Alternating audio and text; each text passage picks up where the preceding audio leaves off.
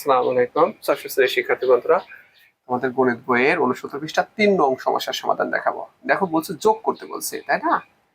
কতে আছে বলছে ১৩৭ যোগ কত -35 বা 35। ঠিক আছে, তাহলে কত হবে? দেখো ১৩৭ প্লাস মাইনাস গুণ করলে কি হয়? মাইনাস হয়ে যায়, -35।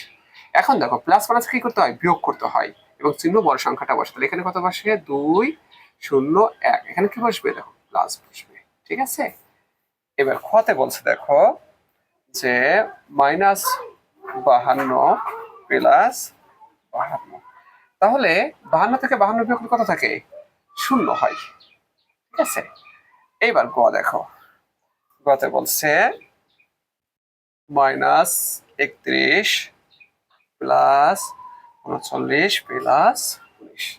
তাহলে কত হয়? দেখো -31, দেখো প্লাস প্লাস কিন্তু যোগ করতে হয়। ৯ ৯ 18 8 হাতে 1, তাই না? 2 5 58। এখন দেখো প্লাস মাইনাসে কিন্তু বিয়োগ করতে হয়, বিয়োগ করলে কত হয়? 7 2। তাহলে চিহ্ন কি হবে? প্লাস না মাইনাস? দেখো বড় সংখ্যা কিন্তু প্লাস, তাহলে প্লাস বসবে এখানে। ঠিক আছে, তারপরটা দেখো তোমার ঘ নম্বরটা দেখো, ঘ নম্বরটা আমি এখানে দেখাচ্ছি। বলছে -50 প্লাস তোমার -200 প্লাস 300। এটা যোগ যদি করে তাহলে কত হবে আমাদের? -50, তারপরে কত হবে? -200 প্লাস 300। দেখো মাইনাস মাইনাস কিন্তু যোগ করতে হয়, কিন্তু চিহ্ন মাইনাস হয়। -250 যোগ 300, তাহলে কত হবে? দেখো এখন কিন্তু বিয়োগ হবে 50, প্লাস না মাইনাস?